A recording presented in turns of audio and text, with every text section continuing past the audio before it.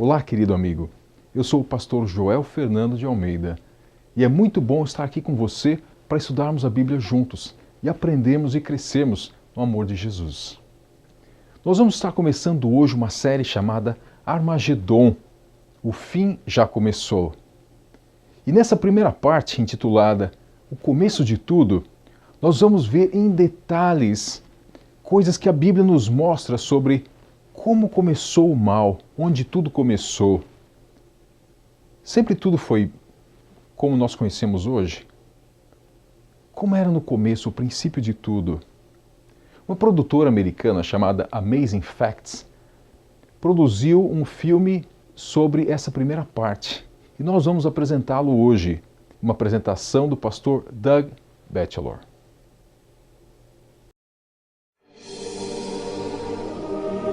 Virtualmente todos na Terra, independente de sua religião ou nacionalidade, reconhecem que existe alguma espécie de batalha ocorrendo no mundo entre as forças do bem e do mal.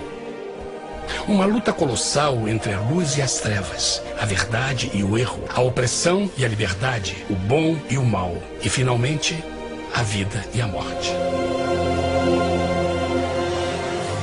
Qual é a história por trás deste evidente paradoxo? Muitas religiões, assim como a Bíblia, ensinam que além deste véu tridimensional do mundo físico que vemos, existe outro mundo espiritual que não podemos ver.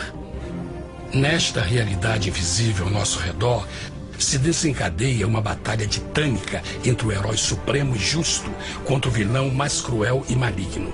A grande pergunta é: quem são esses personagens e como e onde começou esta crise cósmica? Este é o maior mistério de todas as épocas e a história mais fascinante e verdadeira que jamais tem sido contada. Esta crise envolve cada pessoa sobre a Terra. Sim, cada pessoa.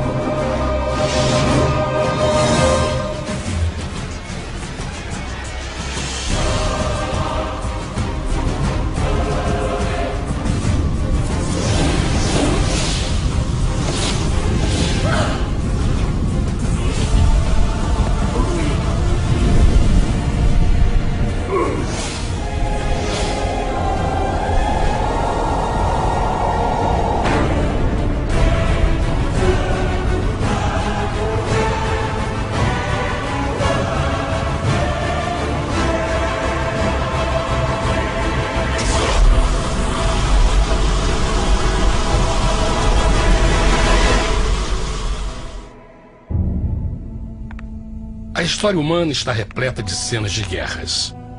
E todas as pessoas já experimentaram conflitos. Mas para entender a origem do mal, devemos viajar ao passado para a Primeira Guerra do Universo. Porque esta guerra não aconteceu na Terra. Antes que o nosso mundo existisse, houve uma guerra no céu. Mesmo as palavras guerra no céu soam como uma contradição. É quase inimaginável para nós que pudesse haver batalhas e conflitos entre as criações de Deus no paraíso. O que pode ter causado este conflito celestial? Graças a um livro antigo chamado Bíblia, temos detalhes suficientes para poder juntar as peças e desatar os nós. Mesmo que trágica, é uma extraordinária e bela história de amor que vai desde o princípio dos tempos até tocar pessoalmente a você, a mim e a cada indivíduo na Terra. Nossa história começa há muito tempo atrás na capital do universo. Em um lugar chamado Céu, que estava repleto de seres angelicais que amavam fazer a vontade de Deus.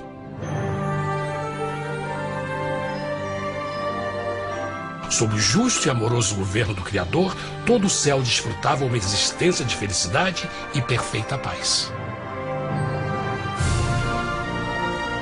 O príncipe supremo do paraíso e comandante dos anjos era o poderoso e amoroso Filho de Deus, mais conhecido com o nome que adotou quando veio à Terra, Jesus.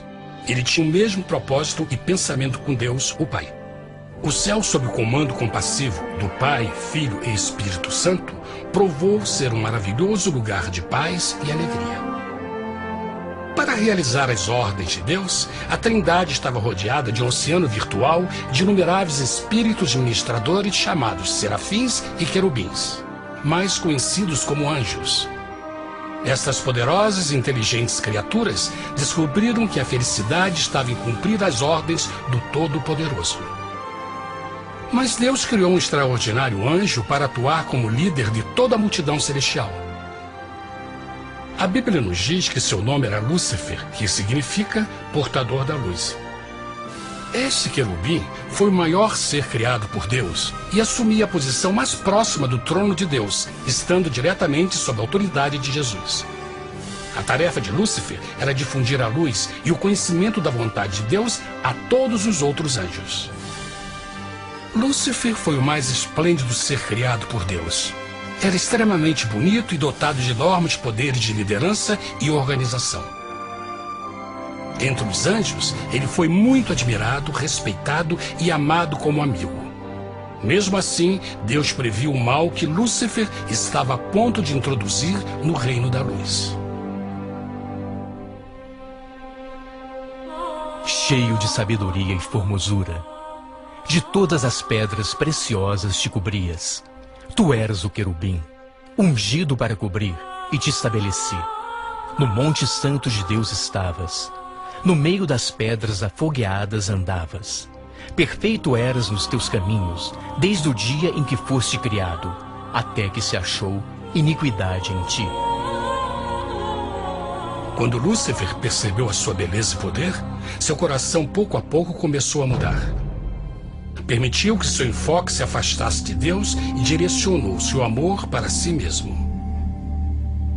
Talvez nunca saberemos completamente como e porquê estas sementes de rebelião germinaram em seu coração. Mas o profeta Isaías nos dá uma visão do pensamento de Lúcifer. Como caíste desde o céu, ó estrela da manhã, filha da alva! Como foste cortado por terra, tu que debilitavas as nações! E tu dizias no teu coração: eu subirei ao céu, acima das estrelas de Deus exaltarei o meu trono. Subirei sobre as alturas das nuvens, e serei semelhante ao Altíssimo. Lúcifer, aos poucos, começou a cobiçar o poder de Deus, mas não sua personalidade. Ao pensar em suas próprias habilidades e belezas extraordinárias, os perversos tentáculos do orgulho e vaidade congelaram sua mente. Este ressentimento e inveja fizeram com que ele violasse a lei sagrada de Deus e se rebelasse contra seu governo. Precisamos fazer uma pausa e esclarecer algo.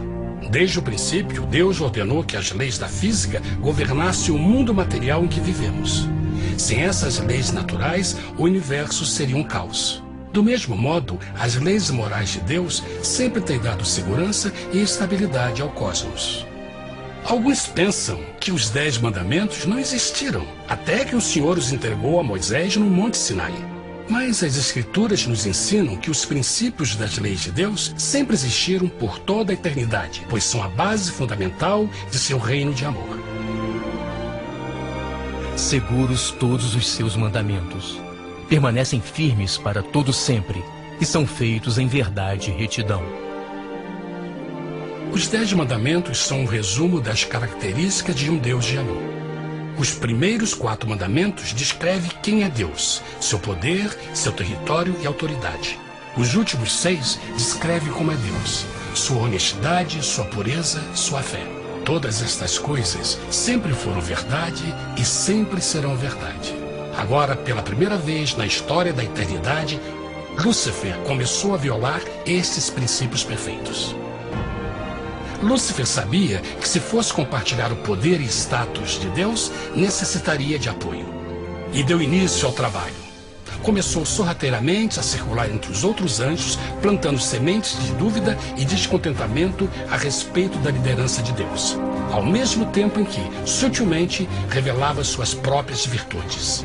Ele insinuou que Deus abusava de seu poder divino e suas leis restringiam a verdadeira liberdade e felicidade de suas criaturas. Com seu raciocínio audaz e poder de influência, Lúcifer pôde persuadir a um grande número de anjos a se unirem para seu motim.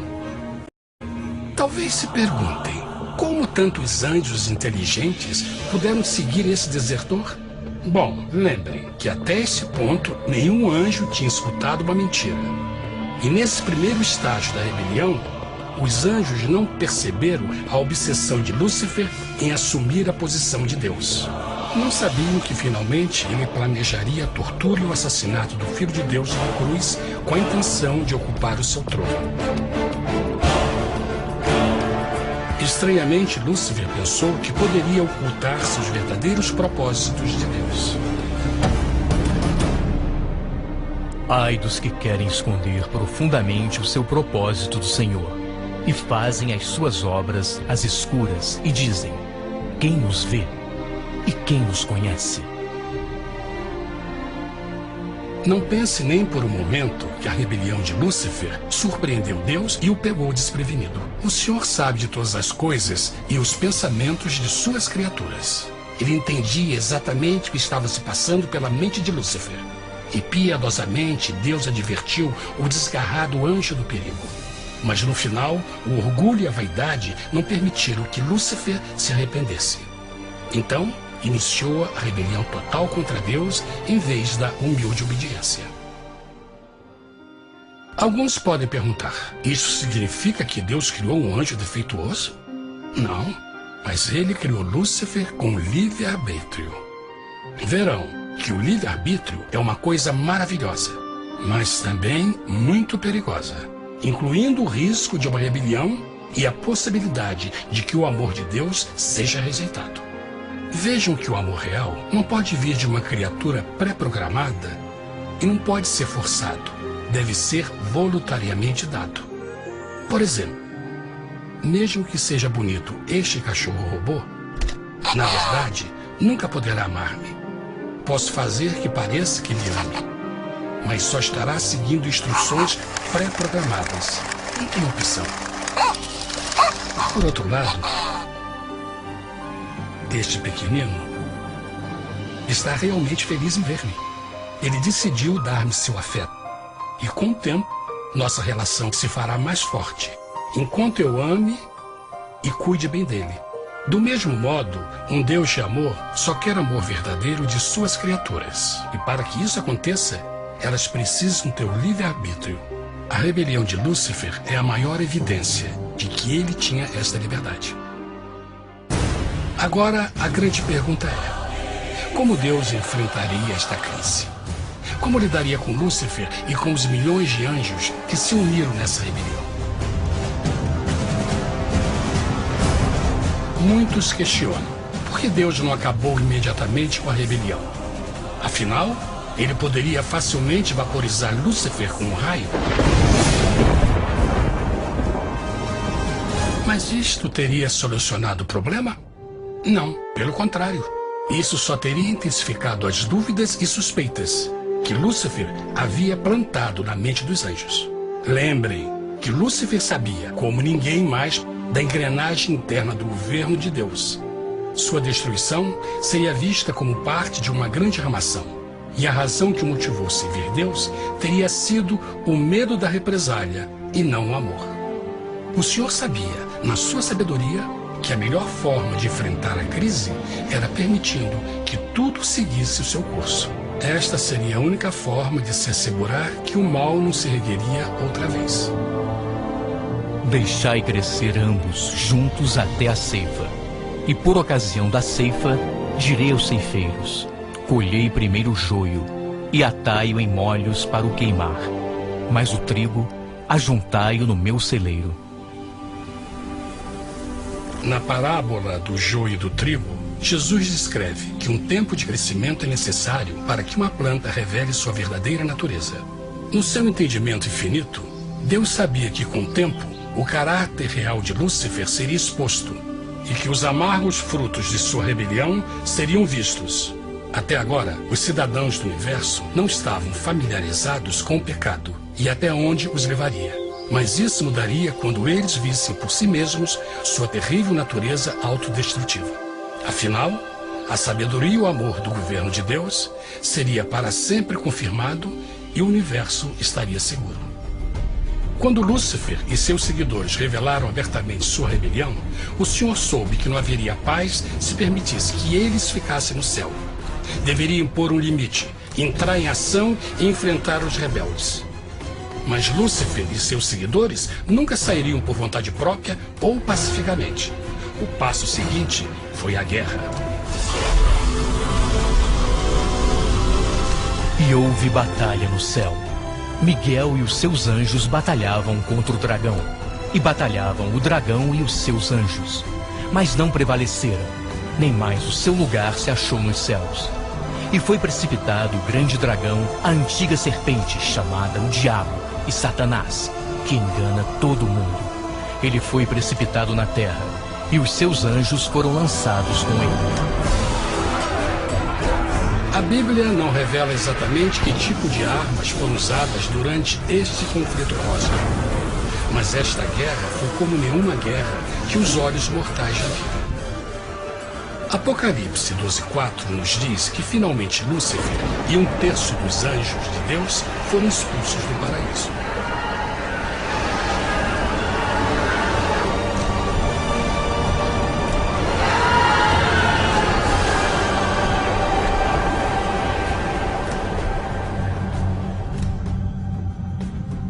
Mas e agora? Lúcifer tinha milhões de anjos ao seu lado, mas precisava de um pedaço de chão para continuar sua rebelião. Rápido, muito rápido, o universo começou a entender o quão doloroso e caro o pecado poderia chegar a ser. Mas a guerra não tinha terminado, apenas começava. Lúcifer, o portador da luz, agora virou Satanás, o adversário.